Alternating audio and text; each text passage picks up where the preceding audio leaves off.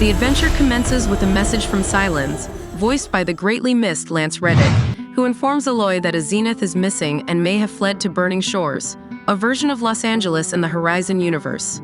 A quick scene transition, and Aloy arrives at the new location where she meets Seika, a member of the Quen tribe, who joins her on all the main missions as they both strive to locate the missing Zenith.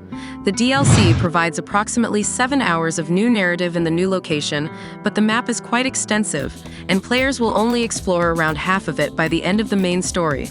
The landscape of Los Angeles is unrecognizable, with volcanic archipelagos, vast canyons to fly through, and navigable seas, thanks to the new speedboat. While there are some familiar modern-day landmarks like the Griffith Observatory and the Hollywood sign, the rest of the map is covered in tropical forests, lava flows, and ruined skyscrapers.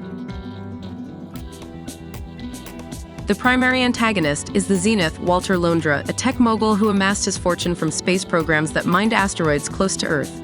He is egotistical, vain, and quite despicable, reminiscent of a certain individual, but I can't quite put my finger on who that is. Initially portrayed as a camp and almost comical villain, later story elements reveal a much darker side that is truly disturbing. Seika, played by Kylie Leah Page, is just as spirited as Aloy and serves as a helpful AI companion, distracting enemies to allow Aloy to take them down. New creatures include the Waterwing, a variation of the Sunwing that can dive and swim underwater, the Stingspawn, small flying creatures that hatch from eggs if you get too close to them, and the Bilegut, Horizon's version of a massive toad. As seen in the trailer, after 6 years of the franchise, players finally get to fight a Horus, the enormous spider-like enemies found in both games.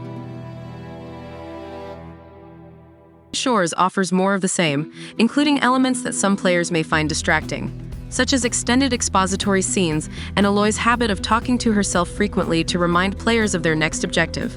Additionally, there is one story moment that feels unnecessary for Aloy's character, but I cannot elaborate without giving away spoilers. Furthermore, the epilogue plants the seeds for the next chapter in the Horizon series, indicating that players will need to play this DLC if they want to know how Aloy and her team will attempt to defeat Nemesis. The story missions offer more of what players loved from the first game, with significant battles, some stealth, and only 2 straightforward puzzles to solve. The final mission is essentially a massive boss fight with multiple stages and plenty of variety, including chase sequences, stealth, tactical combat, swimming, and climbing before the ultimate showdown. Players will need to employ every trick in Aloy's arsenal to succeed, and they will need to have leveled up and acquired decent armor and weapons before taking on some of the tougher battles. As expected, the game continues to look fantastic, and with no need to accommodate the previous generation, it can fully leverage the PS5's capabilities. Some of the cutscenes' backgrounds are stunning, resembling oil paintings, while the new cloud effects are equally impressive and effectively convey the sense of being caught in a massive storm. While most of the map consists of forests and crumbling buildings, one area is clearly inspired by a certain movie, and players familiar with Horizon's robotic dinosaurs will likely recognize it.